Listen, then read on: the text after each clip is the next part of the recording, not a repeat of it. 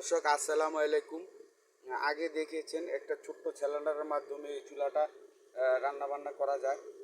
আর আজ দেখতে পাচ্ছেন 12 কেজি সিলিন্ডারও আপনি রান্না করতে পারবেন। এই যে 12 কেজি সিলিন্ডার, এই রেগুলেটর, এই যে পাইপ, দেখেন এখানে চুলা জ্বলতেছে। ঠিক আছে, আপনি এই 12 কেজি সিলিন্ডারের মাধ্যমেও এই চুলা রান্না বান্না করতে পারবেন, কোনো সমস্যা হবে না। এই যে দেখতে পাচ্ছেন আগুনটা, ঠিক আছে। শুধু আপনার 2 টুকরা লাকড়ি দিতে হবে। আর এই চাবি দুইটা আছে, একটা হাই প্রেশার, একটা হলো হাই প্রেশার, একটা লো প্রেশার। আপনি লাকড়ি ধরা হয়ে গেলে আপনি হাই প্রেশারটা কমাইয়ে দিবেন, লো প্রেশারে রানবেন। ঠিক আছে, আপনার চুলা সুন্দরভাবে জ্বলতে থাকবে, রান্না হইতে থাকবে, এখানে কোনো আগুন নিভবে না এবং আপনার সব কিছু অনায়াসে হয়ে যাবে। এই যে দেখেন রান্না হয়ে গেছে। ঠিক আছে দর্শক, ভিডিওটা আপনি ভালো লাগলে শেয়ার করবে। দেখেন 12 কেজি সিলিন্ডারে রান্না হইতেছে, দেখছেন দর্শক।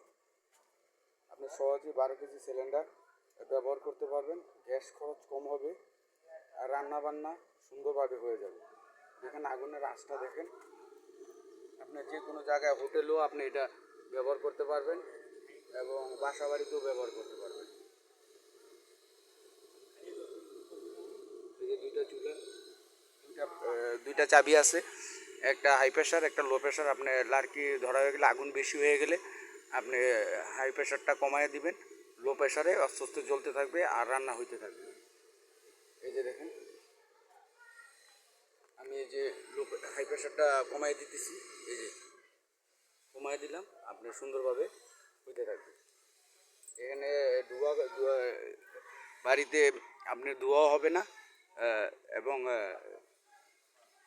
কালি কম হবে নামমাত্র। দেখেন এটা পানির ধোয়া, ঠিক আছে, এটা পানির ধোয়া, চুলার কোনো ধোয়া নাই, কারণ এই চুলার আগুন নিভতেছে না এবং ধোয়া হইতেছে না। ঠিক আছে, ধন্যবাদ ভিউয়ার্স। ভিডিওটা ভালো লাগলে শেয়ার করবেন এবং লাইক দিবেন।